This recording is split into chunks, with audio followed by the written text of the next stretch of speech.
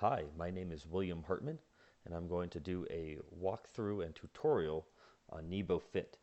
Now, this website was created by me and a group with three others as a capstone project for Dev Mountain Coding Bootcamp. The reason why I'm doing this video walkthrough is because really to get the full effect of what it can do, you really need to have a Fitbit account and to be regularly logging all of your data. So I'll kind of go into that a little bit. Okay, so let's get right to it. First thing we're going to do is click on this login button here. This will redirect us over to Fitbit. This is going to be using a OAuth strategy. So if we go ahead and put in our username and password here for Fitbit. I can't spell apparently. All right, and let's go ahead and just close this part. And so we need access to all of this different data. We are going to be using almost all of it,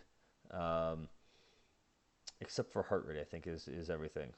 So let's go ahead and click allow. And here we go. Here's the landing page. So you'll notice that there was an animation when it first loaded up. That is done by using RC progress, which is this progress bar, and it was very cleverly animated by changing the percent is set to the state, and there's a pulse that does a set interval that will update that by 1% every, I think we have it set to 12 milliseconds. So it'll take just about a second or so to go from 0 to 100%.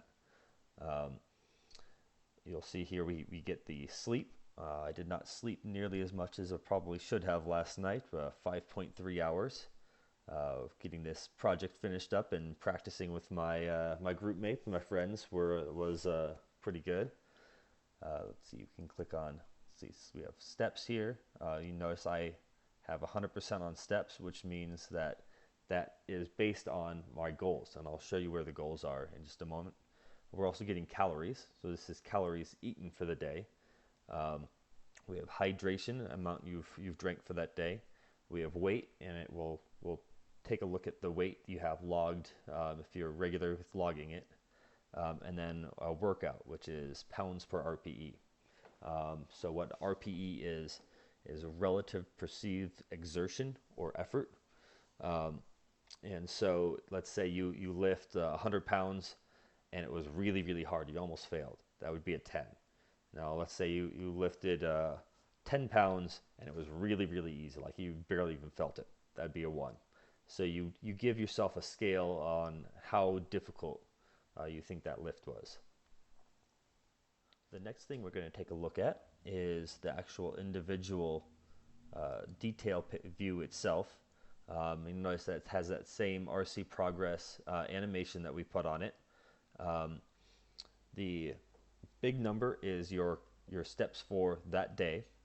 The number directly above that is the difference between today and yesterday. So you'll see yesterday I had quite a few more. I had 2,700 than where I am right now. Now today's not over, so there's a good chance I'll go over that as well. And you'll see that I have 924 steps over your goal. So I'm almost 1,000 steps past my goal, which looks like it's set to 8,000 right now. And then down in the lower part of the screen here is chart.js, and this will do your last 7 days. On desktop, this will be an on hover, but on mobile view, you'd have to like tap on it and you'd get a little tooltip about each one. Then you'll also see at the bottom a weekly total and then a weekly average. So I'm averaging just under 11,000 steps, which for me is actually pretty good. And so we have something similar to that for all the different views here. And notice we have average calories. Looks like I may have forgotten to log calories one day there. And then average water. All right. So you may be asking, okay, how are these goals being set? Good question. That is right in our profile here. It pulls this image straight from your Fitbit API. Whatever you set as your image in Fitbit, that will be here. Sleep, this is where you set all your different things for goals. Let's say I should actually have 2,000 calories for goals, and you know what, since I've been doing so well on steps, let's put this back up to 10,000. And I really should probably be drinking more as well. So 75. So I hit submit, and you notice all these live update both on Redux, our Redux store, plus on our backend. It gets saved as in the user table. So you'll notice now 970 is approximately half, and I have about 1,076 steps to go.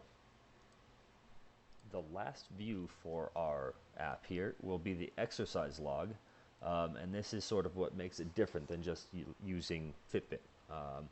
So here we can enter in a workout. Let's say we can just type in, let's say we did squats. Oh, there it is, and you can click on squats, but let's say it has something that you didn't want. So, oh, you know what, we did military press as an example earlier. How about weighted pull-up? And we can click add here. Now if we go back, there it is. Now this will save it right now just in the Redux store, but as soon as we add it and then submit it, it will also come back and it will always be in there. So if you've done an exercise once, it will be in there for the next time. So let's go ahead and enter in sets. I did, let's say, one set of, oh, these are pretty tough. So maybe 25 pounds. I did 5 reps, and that was pretty difficult. That was a 9. There you go. And then let's say I did another set with 25 pounds, but I only managed 3 this time, and that was a 10. And I can hit add. There we go. Now we have multiple workouts in here. We can hit submit, and now that goes back to our back end. All right, and finally, what I'll talk a little bit about here is how we interact with the Fitbit API and what made it difficult and what made it easy. So the Fitbit API is really simple to get started. You just have to log in with that OAuth strategy. But it can be a little tricky to get it working. You have to send in a date of the request you want, either sleep or activity for steps. Nutrition covers both calories and hydration, and then weight. So there's 4 different endpoints on Fitbit sides that we have to hit, but you can only hit them at 1 day at a time. So it made it a little bit tricky, especially seeing as they had a maximum number of calls to their API you could do of 150 per hour. We initially wanted to get 3 months of data. Let's say the first time you log in, we wanted to get the last 3 months of data. Well, we quickly found in about 2 seconds that we went over our 150 calls quite quickly. So we had to actually reduce that. So the first time you log in, it will actually get the last 14 days worth of days. Now let's say you forgot to log in yesterday or the day before, and it's been 3 days since you've really updated.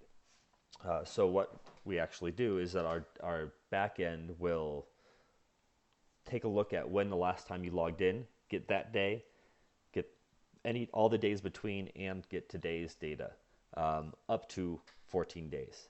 If it's been longer than 14 days, unfortunately, it will just get the today and the last, whatever, the previous 13. Just how we had to do it to work with the Fitbit API correctly. Thank you for taking the time to watch this video and to review our project. If you have any questions at all, please feel free to email me at hartman.william@gmail.com or in LinkedIn at hartman-william, on GitHub, William Hartman. If you want to see the repository of all the code, it is available on GitHub at nebocreatives/nebofit, or if you want to check out the website and try it for yourself, it's nebofitness.com. Thank you.